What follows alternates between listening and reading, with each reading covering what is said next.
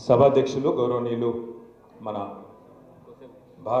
భారత రాష్ట్ర సమితికి అనుబంధంగా ఉన్న బీఆర్టీయూ రాష్ట్ర అధ్యక్షులు సోదరులు రాంబాబు యాదవ్ గారు, గౌరవనీయులు బీఆర్టీయూకి గతంలో అధ్యక్షులుగా పనిచేసి ఈరోజు పార్టీ తరఫున బీఆర్టీయూకి పర్యవేక్షణ బాధ్యతలు నిర్వహిస్తున్న సోదరులు రూప్ సింగ్ గారు, గౌరవనీయులు సోదరులు గతంలో మినిమం వేజెస్ బోర్డు చైర్మన్గా పనిచేసి ఇవాళ కార్మిక విభాగంలో క్రియాశీలంగా పనిచేస్తున్న సోదరులు నారాయణ గారు, ఆటో కార్మికులకి వారికి జరుగుతున్న అన్యాయానికి ఆనాడు ఉద్యమం నుంచి మొదలు పెడితే ఈరోజు దాకా వారికి అండగా ఉంటున్న మా సోదరుడు వేముల మారయ్య గారు, అదేవిధంగా గౌరవనీయులు పబ్లిక్ సెక్టర్ అండర్టేకింగ్స్ సంస్థల్లో తెలంగాణ ఉద్యమాన్ని ఈరోజు కాదు 2001 నుంచి ఆనాటి నుంచి ఈనాటి వరకు ప్రజ్వలింపజేస్తూ ఎప్పటికప్పుడు కేసీఆర్ గారి నాయకత్వంలో మరి పబ్లిక్ సెక్టర్లలో కూడా అందరినీ కార్మిక వర్గాన్ని కూడగడుతున్న మా సోదరుడు దానకర్ణాచారి గారు, గౌరవనీయులు ఇప్పటిదాకా మాట్లాడినప్పుడు ఒక సామాన్య తెలంగాణ బిడ్డ భాషలో అద్భుతంగా తన మాటల్లో అన్ని జీవితం మొత్తాన్ని ఆవిష్కరించిన హమాలి శ్రీనివాస్ అన్న గారు, అదేవిధంగా వేదికపైన ఆసీనులైన ప్రతిపక్ష నాయకులు శాసన మండలిలో పెద్దలు గౌరవనీయులు శ్రీ మధుసూనాచారి గారు, గౌరవ మాజీ మంత్రివర్యులు సూర్యాపేట శాసనసభ్యులు అన్న జగదీశ్వర్ రెడ్డి గారు, మాజీ మంత్రివర్యులు గౌరవనీయులు శాసన మండలి సభ్యులు అన్న ఎల్ రమణ గారు, మాజీ మంత్రివర్యులు పెద్దలు అన్న కొప్పుల ఈశ్వర్ గారు, మాజీ మంత్రివర్యులు గౌరవ శాసన మండలి సభ్యులు పెద్దలు అన్న మహమూద్ అలీ గారు, గౌరవ శాసనసభ్యులు సోదరులు కార్మికుల పక్షపాతిగా ఉన్న మా సోదరుడు మల్కాజ్గిరి ఎమ్మెల్యే మర్రి రాజశేఖర్ రెడ్డి గారు, గౌరవనీయులు రామగుండం మాజీ శాసనసభ్యులు అక్కడ సింగరేణి కార్మికులకు ఎప్పుడు అండగా ఉంటున్న సోదరుడు మన కోరుకంటి చందర్ గారు, అన్నగారు ఎంఎన్ శ్రీనివాసరావు గారు, గౌరవనీయులు దేవిప్రసాద్ అన్న గారు, మా అన్న గతంలో కార్మిక బోర్డు చైర్మన్గా పనిచేసిన పెద్దలు అన్నగారు యు దేవేందర్ రెడ్డి గారు, ఉమ్మన్న గారు దేవేందర్ రెడ్డి గారు, అన్నగారు గజ్జల నాగేష్ గారు, అదేవిధంగా మా సోదరుడు ఈరోజు పవర్ ఇంజనీర్స్ తరఫున విచ్చేసిన 1535 తరఫున విచ్చేసిన ప్రమోద్ గారు, అదేవిధంగా వేదిక పైన ఉన్న మా గౌరవనీయులైన సోదరులకి ఉన్న ఒకే ఒక్క సోదరికి, అదేవిధంగా వేదిక ముందున్న మా ఆడబిడ్డలకు అన్నాదమ్ములకు పత్రికా మిత్రులకు అందరికీ కూడా హృదయపూర్వకంగా నమస్కారాలు. కార్మిక విభాగం యొక్క క్యాలెండర్ ఆవిష్కరణ సందర్భంగా విచ్చేసిన వివిధ సంఘాల నాయకులకు ఆఫీస్ బేరర్లకు జిల్లాల నుంచి విచ్చేసిన మీ అందరికీ కూడా హృదయపూర్వకంగా నమస్కారాలు. చాలా చక్కటి కార్యక్రమం. రాంబాబు యాదవ్ గారికి మనస్ఫూర్తిగా నా అభినందనలు. ఎందుకంటే గత సంవత్సర కాలంగా పార్టీ ఓటమి పాలైన శాసనసభ ఎన్నికల్లో అనుకోకుండా స్వల్ప తేడాతో కేవలం 4 లక్షల ఓట్ల తేడాతో మనం ఓడిపోయినా ప్రతిపక్ష పాత్ర నిర్వహించాల్సి వచ్చినా పోయింది అధికారం మాత్రమే, పోరాట పటిమ మాత్రం కాదు అనే విధంగా కార్మిక విభాగాన్ని చక్కగా నడిపిస్తున్న రాంబాబు గారికి, అదేవిధంగా మిగతా మిత్రులందరికీ కూడా పేరు పేరున హృదయపూర్వకంగా శుభాకాంక్షలు. నిజంగా కూడా ఇవాళ మీరు మాట్లాడిన మాటలు, మీరు చెప్తున్న ఒక్కొక్క సందర్భం, అన్నా కేసీఆర్ మాకు ఇది చేసిండు, కేసీఆర్ మాకు అది చేసిండు 9.5 ఏళ్లలో అంటే నేను పెద్దలు మధుసూనాచారి గారు మేము ఒకరి ముఖాలు ఒకరు చూసుకుంటా ఉన్నాం, అనుకుంటా ఉన్నాం. సార్ గిన్ని చేసిండా అని మేమే అనుకునే పరిస్థితి. నిజంగా కూడా గిన్ని చేసిండా, గిన్ని పనులు చేసిండా. జూన్ 2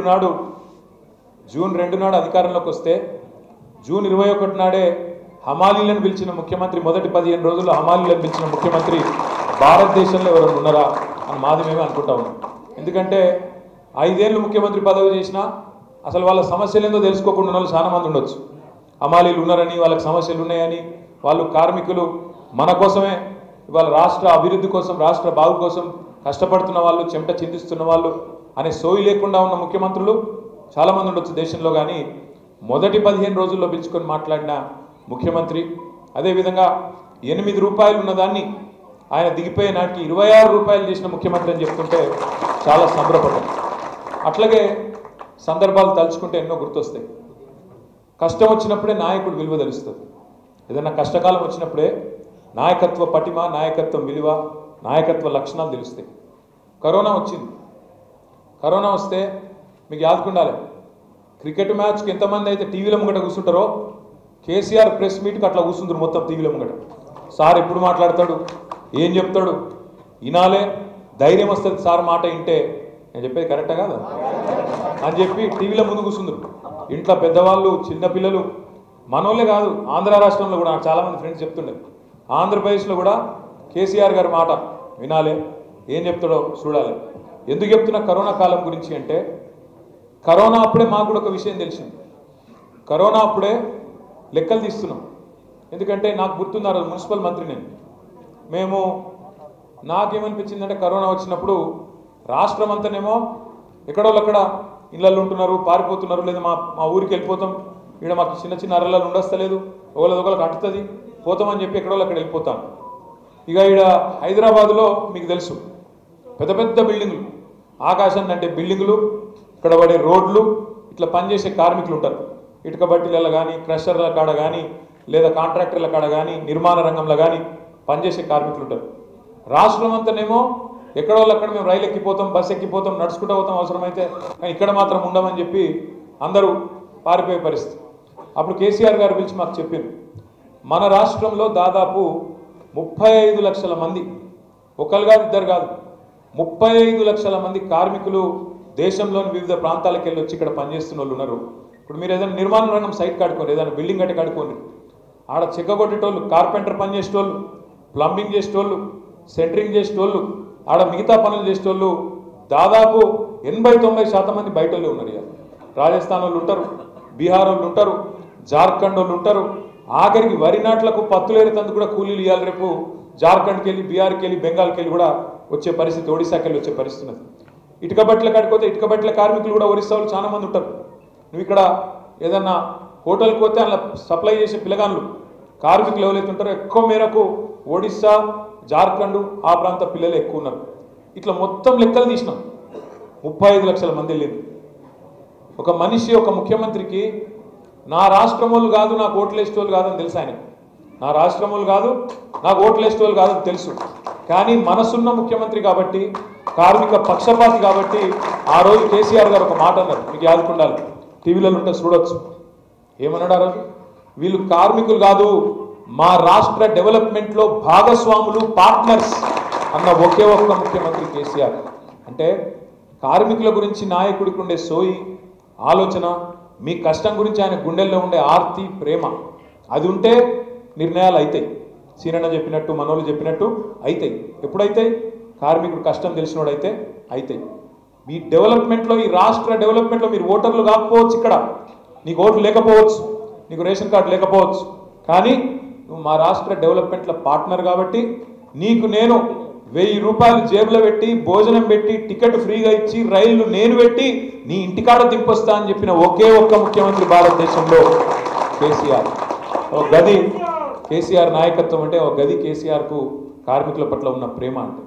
కేసీఆర్ గారికి ఏదో కార్మికుల పట్ల ప్రేమ ముఖ్యమంత్రి అయినాక రాలేదు. ఆనాడు కేంద్రంలో యూపీఏలో మనం 2004లో అధికారంలో చేరినప్పుడు మొదలు కేసీఆర్ గారికి షిప్పింగ్ పోర్ట్ఫోలియో ఇచ్చింది. ఓడరేవులది పోర్ట్ఫోలియో ఇస్తే డిఎంకే వాళ్ళు పంచాయతీ పెట్టింది, మాకు కావాలి, మాకు ఇస్తా అన్నారు. అంటే 24 గంటలు పోయి మన్మోహన్ సింగ్ గారికి, మొన్ననే చనిపోయింది పెద్ద మనిషి, పోయి ఆయన చేతుల కాగితం పెట్టి, నేను ఈ పదవుల కోసం రాలేదు, ఇంకో దానికోసం రాలేదు, నేను వచ్చింది తెలంగాణ కోసం, వాళ్ళకి ఇచ్చేయి, నువ్వు మళ్ళీ ఇచ్చకపోతుంది లేకపోతే అని చెప్పి వెంటనే ఆ కాగితం వాళ్ళ చేతిలో పెట్టి వచ్చినాడు కేసీఆర్ గారు. దాదాపు 9 నెలలు ఏ పోర్ట్ఫోలియో తీసుకోక ఆఖరికి 9 నెలల తర్వాత పార్లమెంట్లో ఆనాడు ప్రతిపక్షం వాళ్ళు, బీజేపీ వాళ్ళు, క్యాబినెట్ల పోర్ట్ఫోలియో లేని మంత్రి ఉంటాడా, ఇది ఎక్కడ విచిత్రం అని చెప్పి వాళ్ళు ఎకసెక్కంగా మాట్లాడితే, అప్పుడు మన్మోహన్ సింగ్ గారు కేసీఆర్ గారిని పిలిచి, మీరు పోర్ట్ఫోలియో తీసుకోవాలి అంటే కేసీఆర్ గారు 2 కండిషన్లు పెట్టిండు. ఒకటి, మరి 9 నెలలు అవుతుంది, తెలంగాణ మీద ఒక్క అడుగు ముందుకు పడతలేదు, మీరు మాట్లాడుతుంటారు కానీ చేస్తలేరు, తెలంగాణ మీద కాంక్రీట్గా మీరు స్టెప్ వేస్తేనే, ఒక అడుగు ముందుకేస్తేనే నేను పోర్ట్ఫోలియో తీసుకుంటా అన్నాడు. సరే తప్పకుండా చేస్తాము ఆ పని, మీరు అడిగినట్టే చేస్తామని చెప్పి మన్మోహన్ సింగ్ గారికి చెప్పినాక అడిగిండు, మరి ఏం పోర్ట్ఫోలియో కావాలని. కేసీఆర్ గారు చెప్పింది ఏంటంటే, నేను మొదటి నుంచి పేదవాళ్ళతో కలిసి పనిచేసినోని, ఇస్తే కార్మిక శాఖ ఇవ్వండి, తప్పకుండా కార్మికులకు మేలు చేసే ఒక అవకాశం వస్తుందని చెప్పి కార్మిక శాఖ ఏరి కోరి తీసుకొని ఒక పని కాదు చాలా పనులు చేసింది. బీడీ కార్మికులకు ఆనాడే, ఇవాళ బీడీ కార్మికులకు ఇక్కడ ముఖ్యమంత్రిగా పెన్షన్ ఇవ్వచ్చు, కానీ బీడీ కార్మికులకు ఆనాడే దేశవ్యాప్తంగా వెస్ట్ బెంగాల్ నుంచి మొదలు పెడితే ఉమ్మడి ఆంధ్రప్రదేశ్ వరకు వేలాది ఇండ్లు మంజూరు చేసిన నాయకుడు కేంద్ర కార్మిక శాఖ మంత్రిగా కేసీఆర్ గారు. అది మాత్రమే కాదు, ఆనాడు అసంఘటిత కార్మికుల కోసం ఇవాళ మనం మాట్లాడుతాం. ఇప్పుడు మా నగేష్ మాట్లాడిండు, ఏది గిగ్ వర్కర్స్ గురించి మాట్లాడిండు నగేష్. ఓలా ఊబర్ డ్రైవర్ల గురించి, స్విగ్గీ జొమాటోలో పనిచేసే తమ్ముళ్ళ గురించి, చదువుకున్నా కూడా ఉద్యోగాలు లేకపోతే ఇవాళ అసంఘటిత రంగంలో పనిచేస్తున్న పిల్లలు ఎవరైతున్నారో వాళ్ళ గురించి ఇవాళ చాలామంది మాట్లాడుతున్నారు దేశంలో. కానీ ఆనాడే 2005 సంవత్సరంలోనే కేసీఆర్ గారు కార్మిక శాఖ మంత్రిగా అప్పటి ప్రధానమంత్రి మన్మోహన్ సింగ్ను ఒప్పించి అసంఘటిత కార్మిక రంగం అభివృద్ధి కోసం వీళ్ళను సంఘటితంగా చేసి వీళ్ళ ప్రయోజనాలు కాపాడడం కోసం ఒక పెద్ద ఆయన ఉండే అర్జున్ సేన్ గుప్తా గారని, ఒక పెద్ద ఎకానమిస్ట్, ఆయన ఆధ్వర్యంలో ఒక కమిటీ వేసి ఆ కమిటీలో మన నాయకుడు మన పెద్ద దిక్కు ప్రొఫెసర్ జయశంకర్ గారిని కూడా అందులో మెంబర్గా వేసి అర్జున్ సేన్ గుప్తా గారితో ఒక రిపోర్టు తయారు చేసి దేశంలో ఉండే అసంఘటిత కార్మికుల కోసం ప్రభుత్వం ఏం చేయాలి అని ఒక ఆలోచన చేసిన నాయకుడు కేసీఆర్ గారు. సరే, తర్వాత దురదృష్టం ఆ పదవిలో, ఎందుకంటే మనం పోయింది పదవి కోసం కాదు, మనం పోయింది ఆ పదవి ద్వారా వచ్చే పైరవుల కోసం కాదు, పైసల కోసం కాదు, తెలంగాణ కోసం పోయినాం. కాబట్టి మాకు తెలంగాణ ఇచ్చే ఆలోచన ఈ కాంగ్రెస్కు లేదు అనే అభిప్రాయం ఎప్పుడైతే కలిగిందో సారు బయటకు వచ్చేసిండు. సరిగా ఆ పని అసంపూర్ణంగానే ఆనాడు మిగిలిపోయింది. కానీ ఇవాళ గర్వంగా ఉన్నది, ఒక ముఖ్యమంత్రిగా కేసీఆర్ గారు ఒక హమాలీల గురించో ఒక ఆటో డ్రైవర్ల గురించో కాదు, అందరి కోసం పనిచేసింది. బహుశా భారతదేశంలో నాకున్న అవగాహన మేరకు, నేను మున్సిపల్ శాఖ మంత్రిగా పంచాయతీరాజ్ మంత్రిగా కొద్ది కాలం కూడా పనిచేసిన, భారతదేశంలో నాకు తెలిసి ఏ ముఖ్యమంత్రి కూడా సఫాయి అన్నా నీకు సలాం అన్నా అన్న ముఖ్యమంత్రి భారతదేశంలో కేసీఆర్ తప్ప ఎవరు లేరు. ఎందుకంటే ఒక సఫాయి కార్మికుడి కష్టం తెలుసుకొని వాళ్ళు చేసే వాళ్ళు పడే ఇబ్బందులు, వాళ్ళకుండే చికాకులు, ఇవన్నిటినీ తీయడానికి కేసీఆర్ గారు చేసిన కృషి మామూలు కృషి కాదు. ఒక్క జిహెచ్ఎంసీలో ఒక గ్రేటర్ హైదరాబాద్ మున్సిపల్ కార్పొరేషన్ ఉదాహరణగా తీసుకుంటే 3 సార్లు జీతం పెంచిన నాయకుడు, 3 సార్లు జీతం పెంచిన ముఖ్యమంత్రి ఆ సఫాయి కార్మికులకు ఒక్క కేసీఆర్ గారు మాత్రమే. ఇట్లా చెప్తూ పోతే 1-2 కాదు, ఇక చాలా ఉన్నాయి. నేను ఒక 2-3 విషయాలు మీకు చెప్తాను. ఒక జిహెచ్ఎంసీలకి కాదు పెంచింది కేసీఆర్ గారు, ఎవరెవరికి ఏం చేసిండు కేసీఆర్ గారు అంటే, అంగన్వాడీ టీచర్లు ఒకనాడు అప్పటి ముఖ్యమంత్రులు టీచర్లు మా హక్కుల కోసం కొట్లాడతామంటే చాలని జీతంతో రెక్కాడితే కానీ డొక్కాడతలేదు, జీతాలు పెంచాలి, ఉద్యోగ భద్రత కావాలంటే గుర్రాలతో దొక్కిచ్చారు. కానీ కేసీఆర్ గారు వచ్చినాక అదే అంగన్వాడీ టీచర్లకు 4,500 రూపాయలు ఉన్న జీతాన్ని 13,650 రూపాయలకు పెంచిన నాయకుడు ముఖ్యమంత్రి కేసీఆర్. మినీ అంగన్వాడీ టీచర్లకు 2,200 ఉండే, వాళ్ళకు ఆయాలకు టీచర్లకు మినీ అంగన్వాడీలకు 7,800 రూపాయలు చేసింది కేసీఆర్ గారు. ఆశా వర్కర్లు మా చెల్లెళ్ళు సంతోష, ఇంకా మెయిన్ అంగన్వాడీ కూడా చేసినామా, మినీ అంగన్వాడీలో మెయిన్ అంగన్వాడీ స్థాయికి తీసుకొని పోయింది మన ప్రభుత్వం. అట్లాగే ఆశా వర్కర్లు మొన్న మీరు చూసినారు, వాళ్ళ పట్ల పోలీసులు ఎట్లా వ్యవహారం చేసినారు, గిచ్చుతున్నారు, కొడుతున్నారు, ఆడకూతుర్లు మన చెల్లెళ్ళు అనే సోయి లేకుండా వాళ్ళ మీద విరుచుకపడుతున్నారు. పైన కూర్చున్నాడు, కుర్చీలో కూర్చున్నాడు ఎట్లుంటే కింద కూడా వాళ్ళు అట్లే ఉంటారు. ముఖ్యమంత్రి వైఖరి అట్లుంది కాబట్టి కింద పోలీసులు కూడా ఎగబడి మన చెల్లెళ్ళు మన అక్కలు అనే ఆలోచన లేకుండా వాళ్ళ మీద దాడి చేసిన పరిస్థితి కూడా మీరు చూసినారు. అట్లాంటి ఆశా వర్కర్లకు మన ప్రభుత్వం వచ్చినాడు 2014లో 2,500 రూపాయలు ఉంటే గౌరవ వేతనం, దాన్ని 9,750 రూపాయలు, 9,900 రూపాయల దాకా తీసుకొని పోయిన నాయకుడు కేసీఆర్ గారు. విఆర్ఏలు విలేజ్ రెవెన్యూ అసిస్టెంట్లు వాళ్ళకు 6,000 వస్తుండే, దాన్ని 11,500 చేసిండు. ఐకేపీ ఉద్యోగులకు హెచ్ఆర్సీ పాలసీ అమలు చేసిండు. విఓఏలకు 2,000 నుంచి 6,000 పెంచిండు. ఆర్పీలకు రిసోర్స్ పర్సన్స్కు 6,000 రూపాయలు వచ్చింది. ఇప్పుడే మా దేవి ప్రసాద్ అన్న చెప్తున్నాడు, ఆర్పీలకు 6 నెలలు జీతాలే దిక్కులేవు. ముఖ్యమంత్రి గారు డైలాగులు కొడుతుంటాడు, మొదటి రోజే జీతాలు ఇస్తున్నాను. ఇవాళ 8 నెలల నుంచి ఆర్పీలకు జీతాలు లేవు. మున్సిపల్ కార్మికులకు 3-4 నెలల నుంచి జీతాలు లేవు. ఇది వాస్తవ పరిస్థితి ఈరోజు ఈ రాష్ట్రంలో. జిహెచ్ఎంసీ కాంట్రాక్ట్ ఉద్యోగులకు ఇప్పుడే నేను చెప్పిన మీకు 3 సార్లు పెంచిండు, 8,000 నుంచి 17,500 రూపాయలు పెంచిండు. మా రాష్ట్ర విద్యుత్ శాఖ మంత్రిగా పనిచేసిన జగదీశ్వర్ రెడ్డి గారికి తెలుసు. విద్యుత్ కాంట్రాక్ట్ కార్మికుల విలీనం ఆనాడే జరిగింది. అదేవిధంగా జీతాల పెంపు, ఉద్యోగ భద్రత ఇవన్నీ కూడా ఆనాడు కేసీఆర్ గారు ముఖ్యమంత్రిగా ఉన్నప్పుడు తీసుకున్న నిర్ణయాలు. ఉపాధి హామీలో పనిచేసే ఫీల్డ్ అసిస్టెంట్లకు 8,000 నుంచి 10,500 చేసిండు. హోంగార్డుల జీతాలు ఇది ఒక్కటి చెప్పాలి. నేను మీకు మొన్న ఎక్కడికో పోయినా, నేను ఒక హోంగార్డు కలిసిండు తమ్ముడు. కలిస్తే ఛాయ్ చేసి ఇచ్చిండు. నాకు ఛాయ్ తెచ్చి ఇస్తే నేను అడిగిన, ఎట్లున్నారు తమ్ముడు అన్న. కళ్ళలో నీళ్ళు పెట్టుకున్నాడు. అన్న 9,000 ఉండే జీతాన్ని 27,000 చేసిండన్న కేసీఆర్ గారు. మాకు దేవుడు అన్న ఆయన. ఎందుకు గొడగొట్టినో మరి నాకు తెలియదు, కానీ రాష్ట్ర ప్రజలు మాకు మాత్రం దేవుడు అన్న. ఆయన ఉంటే ఇంకా మాకు లాభం జరుగుతుండే. మేము ఈ పాటికి పోలీసు వాళ్ళు అయిపోతుండే. పోలీసు వాళ్ళతో పాటు మాకు కూడా స్కేల్ వస్తుండే. మాకు 9,000 ఉన్నదాన్ని 3 రెట్లు పెంచి ఇయ్యాలా, 3 పూటలు అన్నం తింటున్నా అంటే కారణం కేసీఆర్ అన్న అని చెప్పి ఆ పిల్లగాడు కళ్ళలో నీళ్ళు పెట్టుకున్నాడు. అట్లాగే ఈ రాష్ట్ర ప్రభుత్వ ఉద్యోగుల గురించి అయితే మీకు తెలుసు. కేంద్ర ప్రభుత్వ ఉద్యోగుల కంటే, తెలంగాణ ఉద్యమంలోనే చెప్పిండు కేసీఆర్ గారు, కేంద్ర ప్రభుత్వ ఉద్యోగుల కంటే అత్యధిక పే స్కేల్ మీకే ఇస్తా, తెలంగాణ ధనిక రాష్ట్రం, ఖచ్చితంగా మిమ్మల్ని కాపాడుకుంటా కడుపులో పెట్టి అని చెప్పి 73% జీతాలు పెంచి భారతదేశంలోనే అత్యధిక ప్రభుత్వ వేతనాలు ఇచ్చే రాష్ట్రం ఎక్కడ ఉంది అంటే తెలంగాణ రాష్ట్రం అనే విధంగా రాష్ట్రంలోని లక్షలాది మంది, 3.5 లక్షల మంది ప్రభుత్వ ఉద్యోగులకు, అదేవిధంగా దాదాపు 12 లక్షల మంది అవుట్ సోర్సింగ్ కాంట్రాక్ట్ ఉద్యోగులకు కూడా పిఆర్సీని వర్తింపజేసిన ఒకే ఒక్క ప్రభుత్వం భారతదేశంలో తెలంగాణ ప్రభుత్వం మాత్రమే. ఇది చిన్న విషయం కాదు. కాంట్రాక్ట్ అవుట్ సోర్సింగ్ ఉద్యోగులకు ఎన్నడూ పిఆర్సీ వర్తింపజేయలే ఎవరు. కానీ ఒక కేసీఆర్ గారు వచ్చినాక ఇవాళ ఆనవాయితీగా మారింది. రేపు కాంగ్రెస్ ప్రభుత్వానికి కూడా ఇయ్యక తప్పదు. అట్లాగే ఇప్పుడే అన్న చెప్పినట్టు కేవలం మనం కార్మికులు అంటే ఏమనుకుంటాం, అసంఘటిత రంగంలో పనిచేసే వాళ్ళు, లేకపోతే మన ఫ్యాక్టరీలలో పనిచేసే వాళ్ళు కార్మికులు అనుకుంటాం.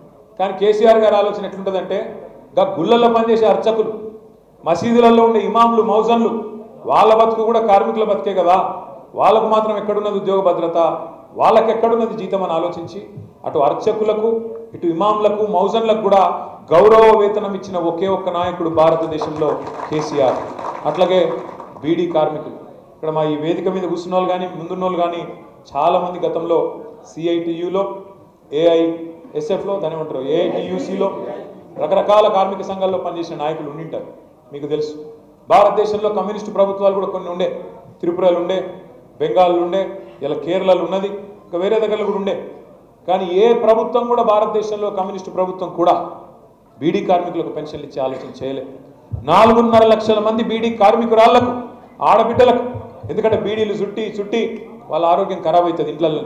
అందుకే వాళ్ళ గురించి ఆలోచన చేసి 2,016 రూపాయల పెన్షన్లు ఇచ్చి వాళ్ళని ఆదుకున్న నాయకుడు కూడా ఒకే ఒక్క నాయకుడు కేసీఆర్ గారు. భవన నిర్మాణ కార్మికులకు బీమా ఇచ్చిన నాయకుడు. ఇప్పుడే మా తమ్ముడు చెప్పినాడు నగేష్, 26 లక్షల మంది డ్రైవర్లు, అసంఘటిత రంగంలో ఉండే ప్రైవేట్ ట్రాన్స్పోర్ట్ డ్రైవర్లు కావచ్చు, ఓలా కావచ్చు, ఊబర్ కావచ్చు, ఆటో డ్రైవర్లు కావచ్చు, 5 లక్షల జీవిత బీమా ఇచ్చిన నాయకుడు. మీరు అడగాల్సిన అవసరం పట్టలే, దండం పెట్టాల్సిన అవసరం రాలే, దరఖాస్తు పెట్టే అక్కర లేదు, ధర్నా చేసే అవసరం కూడా పడలే, మాట కూడా ఇయ్యలే. కానీ 5 లక్షల ప్రమాద బీమా కల్పించిన నాయకుడు కేసీఆర్ గారు. ఇక సివిల్ సప్లైస్ గురించి అన్న చెప్పిండు, నేను చెప్పా, చాలా బ్రహ్మాండంగా అక్కడ కూడా చేసినాడు. ఇట్లా ఇంకా చాలా ఉన్నాయి చెప్పాలంటే. విద్యారంగంలో కాంట్రాక్ట్ లెక్చరరు వాళ్లకు, అదేవిధంగా మనకి ఇంకా వైద్య రంగంలో కానీ, మున్సిపల్ రంగంలో కానీ, ఇంకా ఏఎన్ఎంలు కానీ, ఇట్లా చాలా మందికి జీతాలు పెంచుకుంటా పోయినాం. ఫార్మసిస్టులకు, ఏఎన్ఎంలకు చాలా ఉన్నాయి. 104, 108 రకరకాలు. నేనేమంటున్నా అంటే దయచేసి మీరు ఒక్క మాట జాగ్రత్తగా వినాలి. ఇది వినుడే కాదు, 10 మందికి చెప్పాలి. చాలా ముఖ్యమైన మాట ఇది. తమ్ముడు ప్రమోద్ మాట్లాడుతూ ఒక మాట అన్నాడు. ఏమన్నాడు? కాంగ్రెస్ ప్రభుత్వం మాకు చాలా మాటలు ఇచ్చింది, కాంగ్రెస్ పార్టీ చాలా హామీలు ఇచ్చింది. ఇవాళ పోయి వాళ్ళని అడిగితే, ఏమయ్యా మాకు హామీలు ఇస్తారు కదా, అమలు చేస్తలేరు, ఏం సంగతి, చాలా మాటలు చెప్పిండ్రు కదా అంటే వాళ్ళు ఒక్కటే చెప్తుండ్రు, మీకు జీతాలు ఇచ్చుడే ఎక్కువ, కేసీఆర్ రాష్ట్రాన్ని దివాలా దించిపోయిండు, అప్పుల పాలు చేసిపోయిండు అని మాట్లాడుతుండ్రు అని చెప్పి ప్రమోద్ చెప్పిండు. దయచేసి ఇక్కడికి వచ్చిన మా అన్నలకు, మా తమ్ములకు, మా చెల్లెలకు, మా అక్కలకు నేను చేతులు జోడించి ప్రార్థిస్తా ఉన్నాను. ఈ తప్పుడు ప్రచారాన్ని, ఈ తప్పుడు కూతలను, ఈ పనికిమాలిన విధవ ప్రచారాన్ని తిప్పికొట్టవలసిన బాధ్యత మన మీదనే ఉన్నది. వాళ్ళు మాట్లాడుతున్న మాటలు బక్వాస్ మాటలు, బోగస్ మాటలు, పచ్చి బక్వాస్ మాటలు, పచ్చి బోగస్ మాటలు. ఎట్లా అంటారా? నేను మీకు 2 నిమిషాల్లో చెప్పే ప్రయత్నం చేస్తాను. 2014లో రాష్ట్రం వచ్చినాడు మనకు ఆ రోజు కాంగ్రెస్ వాళ్ళు ప్రభుత్వాన్ని అప్పచెప్పి రాష్ట్రాన్ని అప్పచెప్పి పోయింది. మనకు అప్పచెప్పినాడు మన రాష్ట్రం మీద ఉన్న అప్పు 72,000 కోట్ల రూపాయలు. 72,000 కోట్ల రూపాయలు. మనం దిగిపోయినాడు. అప్పు గురించి చెప్పాలి, అప్పుతో పాటు మీకు ఆదాయం గురించి కూడా చెప్పాలి. అప్పుతో పాటు అప్పేమో 72,000 కోట్లు. రాష్ట్రం యొక్క తలసరి ఆదాయం 1,14,000 రూపాయలు. అంటే జుట్టుకు 1,14,000 రూపాయల ఆదాయంతో మనకు అప్పచెప్పింది. అట్లాగే బడ్జెట్లో పెడతాం రెవెన్యూ సర్ప్లస్ అంటాం. రెవెన్యూ సర్ప్లస్ అంటే ఏంది? జీతాలు ఇయ్యంగా, పెన్షన్లు ఇయ్యంగా, మిత్తిలు గట్టంగా, అప్పులు గట్టంగా, సబ్సిడీ గట్టంగా రాష్ట్ర ఆదాయము రాష్ట్ర ఖర్చు కంటే ఎక్కువ ఉంటే దాన్ని రెవెన్యూ మిగులు రాష్ట్రం అంటారు. రెవెన్యూ సర్ప్లస్ అంటారు. మనకు అప్పచెప్పినాడు 369 కోట్లు రెవెన్యూ మిగులు. ఏది? 2014లో 72,000 కోట్ల అప్పులు, తలసరి ఆదాయం 1,14,000, 369 కోట్ల రెవెన్యూ సర్ప్లస్. ఇది మనకు అప్పచెప్పిన పరిస్థితి. మరి మనం దిగిపోయినాడు పరిస్థితి ఏందో ఎరికేనా? మనం దిగిపోయినాడు తలసరి ఆదాయం 1,14,000 రూపాయలున్న తలసరి ఆదాయాన్ని 3,56,000 రూపాయలకు చేసినాడు కేసీఆర్ గారి ప్రభుత్వం. ఎట్లా పెరిగింది అని మీరు అడగచ్చు. ఇప్పుడు సీనన్ ఏం చెప్పిండు?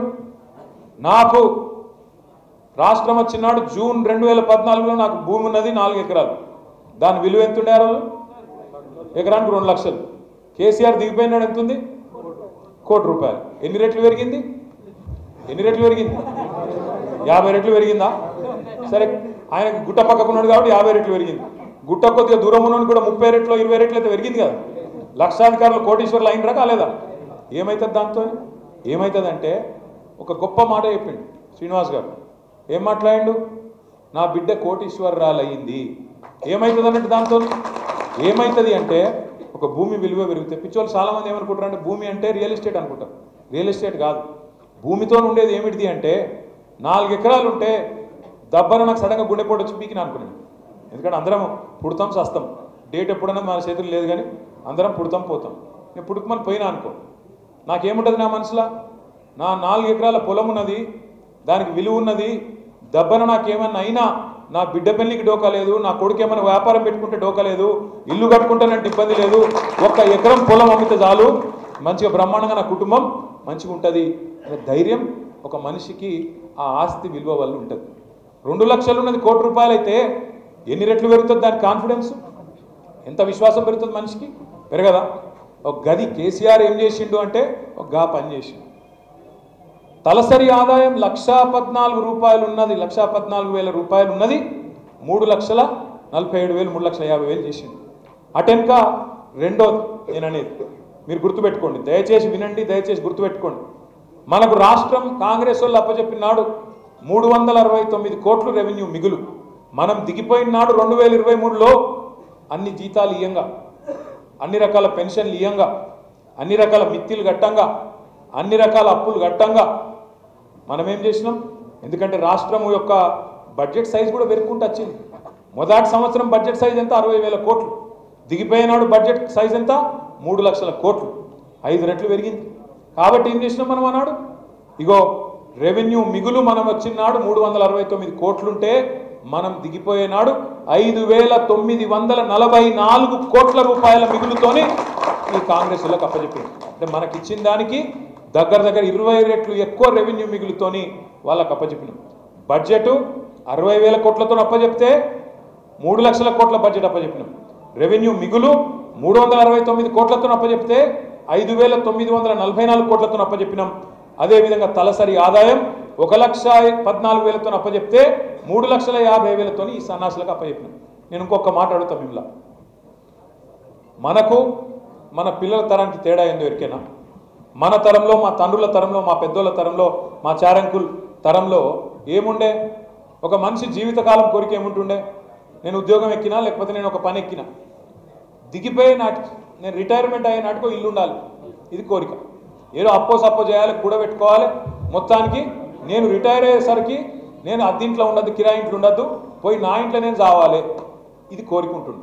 కానీ ఇవాళ పరిస్థితి ఏంది? ఒక ఒక పిల్లగాడో పిల్లనో మీ అమ్మాయో అబ్బాయో ఉద్యోగం రాగానే ఏం చేస్తారు మొదలు ఫ్లాట్ కొంటున్నారా లేదా కొంటలేరా ఒక ఐటీ ఉద్యోగమో లేకపోతే ఇప్పుడు ఇవాళ ఒక ఫార్మాస్యూటికల్ కంపెనీల ఉద్యోగమో ఎందుకంటే ఇదివరకు ఇప్పటికి తేడా అయిందంటే ఒకప్పుడేమో ఉద్యోగం దిగిపోయినాడు ఇల్లు కావాలని ఆలోచన చేద్దాం కానీ ఇవాళ ఏం ఆలోచన చేస్తాను ఉద్యోగం ఎక్కగానే ఇల్లు కావాలని ఆలోచన చేస్తాను ఎందుకంటే సమాజంలో వచ్చిన మార్పు అది ఏం మార్పు వచ్చింది ఇవాళ నువ్వు కేవలం ఉద్యోగం ఎక్కగానే ఇంకా 30 ఏళ్ళు ఈ పిల్లగాడో పిల్లనో పనిచేస్తారు వీళ్ళు సంపాదించుకునే తెలివి ఉంది చదువు ఉంది అవకాశాలు ఉన్నాయి అని బ్యాంకులు కూడా గుర్తించినాయి కాబట్టే అప్పు ఎందుకు ఇస్తానే అది అప్పు కింద చూస్తలేరు వాళ్ళు పెట్టుబడి అనుకుంటాను ఆ పిల్లగాని మీద ఎదుగుతున్నోళ్ళు కాబట్టి తెలివి ఉన్నోళ్ళు కాబట్టి బుర్ర ఉన్నోళ్ళు కాబట్టి రేపు మళ్ళా కడతారు కాబట్టి పెట్టుబడి పెడుతున్నా అనుకొని 20 లక్షలో 30 లక్షలో 40 లక్షలో ఎంత అయితే అంత బ్యాంకులు అప్పిస్తాను ఓ గట్లనే తెలంగాణ రాష్ట్రం కూడా పెరుగుతున్న రాష్ట్రం కాబట్టి తెలివున్న నాయకుడు ఉన్నాడు కాబట్టి సంపద పెంచే తెలివితేటలు ఉన్న నాయకుడు కాబట్టి 2014 నుంచి 2024 వరకు మనకు 72,000 కోట్ల అప్పుతోని మనకప్ప చెప్తే మనం ఏం చేసినాం దానికి ఒక దిక్కు పాత బాకీలు కట్టుకుంటా ఇంటింటికి నీళ్ళు ఇచ్చుకుంటా కరెంటు సమస్య పరిష్కారం చేసుకుంటా 1,00,000 కోట్లు రైతుల ఖాతాల్లో రైతు బంధు రూపంలో 1,00,000 కోట్లలో మళ్ళీ రుణమాఫీ రూపంలో రకరకాలుగా ఇంకోవైపు ఇరిగేషన్ ప్రాజెక్టులు కట్టుకుంటా చెరువులను బాగు చేసుకుంటా ఊర్లను బాగు చేసుకుంటా జీతాలు పెంచుకుంటా ఇంతమందిని కడుపులో పెట్టుకొని చూసుకుంటా చేసిన అప్పు మొత్తం ఎంతనే 10 ఏళ్ళల్లో అంటే 4,17,000 కోట్లు అంటే సంవత్సరానికి 40,000 కోట్ల అప్పు మనం చేసినాం అప్పు కాదు నిజంగా చెప్పాలంటే అది పెట్టుబడి ఇవాళ అప్పు చేస్తేవి అప్పు చేసి నల్లగొండ జిల్లాలో దామరచెర్లలో పెద్ద విద్యుత్ కేంద్రం కట్టినాం 4,000 మెగావాట్ల విద్యుత్ కేంద్రం కట్టినాం అది అప్పు అంటావా పెట్టుబడి అంటావా అది భవిష్యత్తు మీద పెట్టిన పెట్టుబడి కదా కరెంటు లేకపోతే ఇండస్ట్రీ ఎట్లా నడుస్తుంది కరెంటు లేకపోతే వారానికి 3 రోజులు పవర్ హాలిడే ఉండే తెలంగాణలో మరి ఎట్లా నడవాలి రేపటి రోజున కార్మికునికి రెక్కాడితే కానీ డొక్కాడని కార్మికునికి వారానికి 3 రోజులు ఇంట్లో ఉండమంటే యాడికెళ్ళి నడుస్తుంది అందుకే కేసీఆర్ గారు మన భవిష్యత్తు మీద పెట్టుబడి పెట్టిండు సంవత్సరానికి 40,000 కోట్లు తీసుకొచ్చి మనకు అవసరం భవిష్యత్తుకు అవసరం ఉన్న ఒక్కొక్కటి కట్టిండు అది కాళేశ్వరం కావచ్చు పాలమూరు రంగారెడ్డి ఎత్తిపోతల పథకం కావచ్చు సీతారామ కావచ్చు దామరచెర్ల విద్యుత్ కేంద్రం కావచ్చు యాదాద్రి గుడి కావచ్చు 33 జిల్లాల్లో 33 మెడికల్ కాలేజీలు కావచ్చు 2,600 రైతు వేదికలు కావచ్చు 1,00,000 కోట్ల రూపాయలు రైతుల ఖాతాల్లో వేసుడు కావచ్చు ఇట్లా ఒక్కొక్కటిగా కేసీఆర్ గారు మన భవిష్యత్తు కోసం 10 ఏళ్లలో మన పిల్లల భవిష్యత్తు కోసం పెట్టుబడి పెట్టిండు నేను ఒక్క మాట అడుగుతున్నా సోదరులారా ఇవాళ జీతాలకు పైసలు లేవని చెప్పే సన్నాసులు ఇచ్చిన హామీలకు నెరవేర్చే ముఖం లేని సన్నాసులు అడగాల మీరు ఖచ్చితంగా ఏం అడగాలి 10 ఏళ్ళు మరి మీరు లేరా అసెంబ్లీలో 10 ఏళ్ళు బడ్జెట్లు పెట్టినప్పుడు మీరు లేరా 10 ఏళ్ళు controller and auditor general CAG రిపోర్ట్లు వచ్చినప్పుడు మీరన్నా లేరా ఇంకొకటి నాకు తెలియక అడుగుతా లగ్గం పెట్టుకునే ముందు చూస్తారా లగ్గం అయిపోయినాక చెప్తారా ఎవడన్నా లగ్గం పెట్టుకునే ముందు చూస్తారు కదా ఆడ ఏమున్నది పరిస్థితి అవతల అత్తగారింటికి పిల్లనిస్తున్నాం కొత్తింటికి వాళ్ళు ఉన్నోళ్ళ లేనోళ్ళ ఏం సంగతి ఏమున్నది ఏం లేదు చూసుకుంటామా లేదా దీన్ని చూసుకొని చేస్తాం మరి నువ్వు హామీలు ఇచ్చేనాడు ఈ అభయహస్తం అని మేనిఫెస్టో ఇచ్చేనాడు ఆ రోజు సోయి లేదా ఆ రోజు అడిగితే ఏం చెప్పిండు బట్టి విక్రమార్క ఓ టీవీ చర్చలో మాకు మొత్తం తెలుసండి 50 ఏళ్ళు దేశాన్ని నడిపిన వాళ్ళం మాకు తెలియలేదా మాకు లెక్క తెలియదా 5 సార్లు మంత్రులైన వాళ్ళం అని కోమటిరెడ్డి వెంకటరెడ్డి చెప్పిండు 5 సార్లు మంత్రులు ఎంపీలైన వాళ్ళం మాకు అన్నిరికే సంపద సృష్టించుడు తెలుసు మా కేసీఆర్ కంటే ఎక్కువ తెలివి ఉంది అన్నీ చేసి చూపెడతాం 100 రోజుల్లో అని మాట్లాడిందా లేదా ఒక్కసారి గుర్తు తెచ్చుకోండి నేను మీకు ఎందుకు చెప్తున్నా ఈ మాట అంటే ఇవాళ మా దేవన్న చెప్తున్నాడు రిటైర్ అయిన ఉద్యోగులు దాదాపు 8,000 మంది ఉన్నారు వాళ్ళకి ఇప్పటిదాకా రిటైర్మెంట్ బెనిఫిట్స్ వస్తలేవు వాళ్ళకు పెన్షన్లు వస్తలేవు వాళ్ళకి రిటైర్మెంట్ బెనిఫిట్స్ పడతలేవు కోర్టుకు పోతున్నారు ఒకరు పోతే కోర్టు ఒక్కొక్కరికి రిలీఫ్ ఇస్తాను డిఏలు 5 ఉంటే ఒక్కటి ఇచ్చిండ్రు పిఆర్సీ దిక్కు కూడా లేదు పిఆర్సీ చూసుడు లేదు మీకు జీతాలు ఇచ్చుడే ఎక్కువ అని మాట్లాడుతున్నారు అందుకే దయచేసి నేను మిమ్మల్ని కోరేది ఎప్పుడైనా మనం చూడాల్సింది ఆస్తులు అప్పులు 2 చూడాలి ఆనాడు మీరు అప్పచెప్పినాడు బడ్జెట్ ఎంత ఈరోజు ఎంత ఆ రోజు అప్పు ఎంత ఈరోజు ఎంత సంవత్సరానికి కేసీఆర్ 40,000 కోట్ల అప్పు చేస్తే గిన్ని పనులు చేసిండు రేవంత్ రెడ్డిని మీరు అడగాలి ఒక సంవత్సరంలో రేవంత్ రెడ్డి ప్రభుత్వం చేసిన అప్పు ఎంతో ఎరికేనా 1,40,000 కోట్లు 1,40,000 కోట్లు కేసీఆర్ ప్రభుత్వం సంవత్సరానికి 40,000 కోట్లు అప్పు చేస్తే ఒక్క సంవత్సరంలో రేవంత్ రెడ్డి ప్రభుత్వం చేసిన అప్పు 1,40,000 కోట్లు సరే మరి కేసీఆర్ ఏం చేసిండంటే నేను జగదీశ్వర్ రెడ్డి గారు ఈ వేదిక మీద ఉన్న మత్స్యనాచారి గారు మాకు మైక్ ఇస్తే గంట చెప్తాం ఏం చేసిండు కేసీఆర్. మరి నువ్వు రేవంత్ రెడ్డి నేను అడుగుతున్నా, 1,40,000 కోట్లు అప్పు చేసినావు, ఒక్క కొత్త ఇటుక పెట్టినావా ఎక్కడన్నా? ఒక కొత్త పైప్ లైన్ వేసినావా? కొత్త కాలువ తవ్వినవా? ఒక్క పోని రైతు బంధు పెంచినవా? ఒక కార్మికునికి లాభం చేసినవా? ఒక ఆడబిడ్డకు 2,500 రూపాయలు ఇచ్చినవా? ఒక ఆడపిల్ల లగ్గానికి తులం బంగారం ఇచ్చినవా? చదువుకున్న పిల్లకు స్కూటీ ఇచ్చినవా? మరి ఏం బీకినావు 1 ఇయర్లో? ఏడుకెళ్ళిపోయినాయి మరి 1,40,000 కోట్లు అడవేని.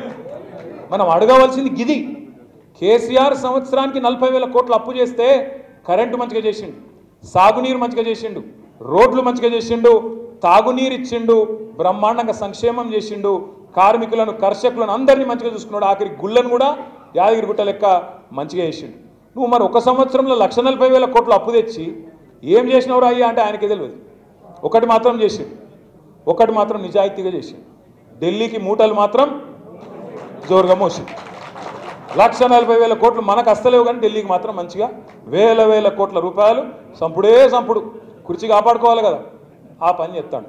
అందుకే ఇవాళ ఒక తీర్మానం చేద్దాం, ఒక నిర్ణయం తీసుకుందాం. మీరు ఒక్కరుగా లేరు, బహుముఖంగా కార్మిక విభాగం అంటే ఎన్నో అంకాలుగా ఎన్నో భాగాలుగా ఉన్నది. ఇవాళ మనం మాట్లాడుకుంటున్నది జనవరి 20 తారీఖు నాడు మనకు మేడే ఉన్నది ముంగట, 1 మే. నా రిక్వెస్ట్ రాంబాబు అన్నతో ముందుగా మనం ఏం చేద్దామంటే, మీరు ఇవాళ క్యాలెండర్ తీస్తున్నారు కానీ ఈ క్యాలెండర్ ఉత్త క్యాలెండర్ తేదీలు చెప్పి తారీఖులు చెప్పే క్యాలెండర్ కావద్దు. ఇది పోరాటాలు చేసే క్యాలెండర్ కావాలి, ఏ నెలలో ఏ పోరాటం చేస్తామో చెప్పే క్యాలెండర్ కావాలి. నేను మిమ్మల్ని కోరేది దయచేసి, ఆటో డ్రైవర్లకు హామీలు ఇచ్చింది. ఏం చెప్పిండ్రు? ఆటో వాళ్ళని కాపాడుకుంటాం, కడుపులో పెట్టుకుంటాం అన్నారు. ఇవాళ ఎక్కడ దన్నాలో అక్కడ దన్నింది. ఇవాళ మొత్తం ఓఆర్ఆర్ అవతల తంతే ఓఆర్ఆర్ అవతల వాడాలన్నట, ఓఆర్ఆర్ లోపల ఉండొద్దట. ఇక మీరు బతకద్దట. 100 మంది చచ్చినా సరే ముఖ్యమంత్రి ఇష్టం ఉన్నట్టు నడవాలన్నట తప్ప ఆటోలకు బతుకు తెరువు లేకుండా చేస్తాను. 12,000 రూపాయలు ఇస్తా అన్నాడు, బోర్డు అన్నాడు, ఇంకేందో అన్నాడు. ఇప్పటివరకు ఏది గతి లేదు. నేను మా రాంబాబు అన్నతో రిక్వెస్ట్ చేసేది, మా బీఆర్టీయూ రూప్ సింగ్ గారితో మిగతా మిత్రులతో రిక్వెస్ట్ చేసేది ఏంటంటే, దయచేసి మే 1 లోపల 15 రోజులకు ఒక ప్రోగ్రాం తీసుకోండి. 15 రోజులకు ఒక ప్రోగ్రాం, ఆటో డ్రైవర్లు ఒక ప్రోగ్రాం. రెండోది గిగ్ వర్కర్స్ ప్లాట్ఫామ్ వర్కర్స్ అంటారు. అంటే ఏంటిదంటే ఇప్పుడు మీరు ఇళ్ళలో కూర్చొని స్విగ్గీ బటన్ వత్తంగానే స్విగ్గీలో ఇవాళ మీ పిల్లలకి ఎరికే ఒక బటన్ వత్తంగానే ఏ కూర కావాలంటే ఆ కూర వస్తుంది. జెప్టో అని కొట్టంగానే వాళ్ళు ఇంటికి వాడు తెచ్చి మీరు కూరగాయలంటే కూరగాయలు, మీరు ఏం మర్చిపోతే కదా వెంటనే తెచ్చిస్తాను. జొమాటో, ఇంకేమేం పాడనే వస్తుంది నాకు తెలియదు, నా ఫోన్లో లేవు. మా పిల్లలకి ఎరికే అగో అదే ఉన్నాయట, డన్జో గిన్జో ఏమి ఉన్నాయట. అందులో ఒకరిద్దరు లేరు, నేను చెప్పే చిన్న ముచ్చట కాదు. అందులో ఎంతమంది ఉన్నారు ఎరికే? అటువంటి పిల్లలు చదువుకున్న వాళ్ళు 4.5 లక్షల మంది ఉన్నారు. ఒక్కడు కాదు, ఇద్దరు కాదు. నేను రిక్వెస్ట్ చేస్తున్నా రాంబాబు అన్నను, మా నగేష్ని కూడా రిక్వెస్ట్ చేస్తున్నా, ఇదే తెలంగాణ భవన్లో. ఎందుకంటే నాకు యాదుకుంది, ఎలక్షన్ల ముందు నేను వీళ్ళతో కూర్చున్నా, ఈసారి అధికారంలోకి రాగానే చేద్దాం తమ్మి, వెల్ఫేర్ బోర్డు మనమే పెడదాం గిగ్ వర్కర్స్కు ప్లాట్ఫామ్ వర్కర్స్కి అని నేను చెప్పిన. వాళ్ళు ఏం చేశారు, కాంగ్రెస్ వాళ్ళు మనం చూసి కాపీ కొట్టి రాహుల్ గాంధీని తీసుకొచ్చి ఆయనను కూర్చోబెట్టి ఆయన చుట్టూ వీళ్ళని కూర్చోబెట్టి మేము వస్తూనే ఉన్నాం రాగానే తెల్లారే చేస్తామన్నారు. మరి ఇప్పుడు 1 ఇయర్ అయిపోయా, రాహుల్ గాంధీ లేడు, ఇందిరాగాంధీ లేదు, సోనియా గాంధీ లేదు, ఎవడు పత్తలేడు. అందుకే నేను అనేది, ఆ రాహుల్ గాంధీ గారికి యాద్ చేయాలంటే మనమే ముంగట పడాలి, మనమే గిగ్ వర్కర్స్ను ఇదే భవన్లో మొదలు మీటింగ్ పెట్టాలి. మే 1 లోపల బడ్జెట్ పెట్టేది ఉంటుంది. ఫిబ్రవరి మార్చిలో బడ్జెట్లో పెట్టాలి. ఆటోదైనా గిగ్ వర్కర్స్దైనా ఇద్దరి అంశం కూడా బడ్జెట్లో పెట్టాలి. లేకపోతే కౌన్సిల్లో మసునాచారి గారి నాయకత్వంలో, శాసనసభలో కేసీఆర్ గారి నాయకత్వంలో అందరం కలిసి కొట్లాడతాం మీకోసం. అట్లాగే బడ్జెట్లో పెట్టడమే కాదు, మే 1 కార్మిక దినోత్సవం వరకు ఖచ్చితంగా అమలు కూడా జరగాలి, మీకు న్యాయం జరగాలి, దానికి తగ్గ విధంగా కార్యాచరణ రూపొందించాలి. నేను మీతో కోరేది ఏంటంటే 2 తీసుకుందాం. ఎక్కదొక్క తీసుకుంటే కూడా ఇమ్మీడియట్గా పని కాదు. ఆటో డ్రైవర్లకు తీసుకుందాం, ఆటో సంక్షేమ బోర్డు, ఎందుకంటే వాళ్ళు 6-7 లక్షల మంది ఉన్నారు, వాళ్ళు ఒక 6-7 లక్షల మంది ఉన్నారు. అదేవిధంగా గిగ్ వర్కర్స్ కూడా వాళ్ళు 4-5 లక్షల మంది ఉన్నారు. ఈ 2 అంశాలు మే 1 లోపల తీసుకుందాం. ఫిబ్రవరిలో ఏం చేయాలి, మార్చిలో ఏం చేయాలి, ఏప్రిల్లో ఏం చేయాలి, మీరు ఆలోచన చేయండి. సీనన్నను, చారన్నను, మిగతా కార్మిక విభాగాల నాయకులను నేను కోరేది ఒకటే, ఆటో వాళ్ళ సమస్య నాకేంది, నేను హమాలి యూనియన్ నాయకుడు అంటే కుదరదు. ఒక కాకికి కష్టం వస్తే 10 కాకులు ఎట్లా వాళ్తాయో మీరు కూడా అట్లా వాలాలి. మీది కాకియే, వాళ్ళది కాకియే, మీరు ఒకటే. అంటే ఆ కాకి వేరు, ఈ కాకి వేరు. నేను చెప్పేది అంటే నేనేమంటున్నా అంటే ఒక కాకి బాధపడి కింద పడితే అన్ని కాకులు ఉరికొస్తాయి, వేల కాకులు ఉరికొచ్చి కావు లొల్లి పెట్టి ఊరంతా చూసేటట్టు చేస్తాయి. గట్లనే ఒక కార్మికుడికి కష్టం వస్తే మిగతా వాళ్ళు ఎన్నైనా కావచ్చు, ఏ బోర్డు కావచ్చు, ఏ సంఘం కావచ్చు, అందరం పోవాలి. అందరం తలుక్కుంటేనే తెలంగాణ ఉద్యమం అయింది. సింగరేణి కార్మికులు ఒక్కలు అనుకుంటే 5 దక్షిణాది రాష్ట్రాలకు కరెంటు కట్ అయ్యే పరిస్థితి వచ్చింది. గట్లుంటుంది. మనం గట్టిగా అనుకుంటే, గట్టిగా తగులుకుంటే ముమ్మాటికి లాభం జరుగుతుంది. అందుకే మీతో ప్రార్థన, ఈ 2 సబ్జెక్టులు తీసుకుందాం. కార్మిక దినోత్సవం లోపల అమలు చేయాలని పెడదాం. మీరు జిల్లాల వారీగా తీసుకుంటా అంటే జిల్లాల వారీగా ప్రోగ్రాం తీసుకుందాం. దాంతోపాటు రాంబాబు గారితో, రూప్ సింగ్ గారితో నా ప్రార్థన, 33 జిల్లాలలో ఇవాళ అందరికంటే ఉధృతంగా, మన విద్యార్థి విభాగం కంటే కూడా ఉధృతంగా ముందుకు ఉండాల్సింది మీరు. ఎందుకంటే అందరికంటే ఎక్కువ దెబ్బ తగులుతుంది మీకు. కాబట్టి 33 జిల్లాల్లో ఎక్కడెక్కడైతే ఖాళీలు ఉన్నాయో కొత్త కమిటీలు వేసుకుంటానంటే వేసుకోండి, లేదా ఎక్కడైనా చిన్న చిన్న గ్యాప్స్ ఉంటాయంటే పూడ్చుకోండి. కొత్త వాళ్ళను, గట్టిగా ఉన్న వాళ్ళను, కొట్లాడే పోరాట పటిమ ఉన్న వాళ్ళను, అంటే కేసులు పెట్టిండు, పీసులు పెట్టిండు అంటే భయపెట్టేవాళ్ళు అయితే వద్దు. భయపెట్టేవాళ్ళు ఇంట్లో ఉండుర్రి. కొట్లాడేటోళ్ళు, రేవంత్ రెడ్డికి సుక్కలు చూపెట్టేటోళ్ళు ఎవరైతే ఉంటారో వాళ్ళు రావాలి, ముంగట నిలబడాలి. కేసులకు భయపడదు. కేసులకు భయపడితే మనమేం నాయకులు నాకు అర్థం కాదు. ఇంకొకటి చెప్తున్నా, ఎవరి మీద ఎక్కువ కేసులు అయితే వాళ్ళు పెద్ద నాయకులు అవుతారు. ముందే చెప్తున్నాను, ఎవరి మీద ఎక్కువ కేసులు అయితే వాళ్ళు పెద్ద పెద్ద నాయకులు అవుతారు. కాబట్టి ఎన్ని ఎక్కువ కేసులు అయితే అంత మంచిది అనుకోవాలి. అర్థమైందా? కాబట్టి అట్లాంటి వాళ్ళు ముందుకు రండి. పోయింది అధికారం మాత్రమే, పోరాట పటిమ కాదు. తప్పకుండా కాంగ్రెస్ ప్రభుత్వం యొక్క 420 హామీలు ఏవైతున్నాయో, 420 హామీలు యాద్ చేద్దాం, గుర్తు చేద్దాం, ఎంబడబడదాం. ఈ 4 ఏళ్ళు ఖచ్చితంగా కాంగ్రెస్ ప్రభుత్వానికి చుక్కలు చూపెట్టే బాధ్యత మా కార్మిక విభాగం తీసుకోవాలని చెప్పి మనస్ఫూర్తిగా కోరుతూ, మీకు ఎప్పుడు ఏ అవసరం ఉన్నా మన పార్టీ లీగల్ సెల్ ఉన్నది. పార్టీ నాయకత్వం మొత్తం మీకు అండగా ఉంటుంది. మీకు తెలంగాణ భవన్, ఇది తెలంగాణ భవన్ కాదు, ఇవాళ ఇది తెలంగాణ జనతా గారేజ్. ఇది ఇక్కడ మీరు ఎప్పుడు కావాలంటే అప్పుడు రావచ్చు. ఏ సమస్య ఉన్నా నేరుగా ఇక్కడికి రావచ్చు. రావుల చంద్రశేఖర్ రెడ్డి అని ఉంటాడు, మిగతా నాయకులందరం కూడా ఉంటాం. మీకు ఎప్పుడు ఏ సమస్య ఉన్నా దయచేసి రండి, మాకు వచ్చి చెప్పండి. న్యాయపరంగా కొట్లాడాల్సి వస్తే న్యాయపరంగా కొట్లాడతాం, ప్రభుత్వంతో కొట్లాడాల్సి వస్తే ప్రభుత్వంతో కొట్లాడతాం, మేనేజ్మెంట్లతో కొట్లాడాల్సి వస్తే మేనేజ్మెంట్లతో కొట్లాడతాం. ఎవరిని వదిలిపెట్టమనే మాట, తప్పకుండా కార్మికులకు అండగా ఉంటామనే మాట మళ్ళొక్కసారి తెలియజేస్తూ, మీరు లేవకుండ్రి, క్యాలెండర్ ఆవిష్కరణ ఉన్నది, అది చేసుకొని అందరం ఇక్కడి నుంచి కదులుదామని చెప్పి తెలియజేస్తూ పేరు పేరున నమస్కారాలు, ధన్యవాదాలు. జై తెలంగాణ.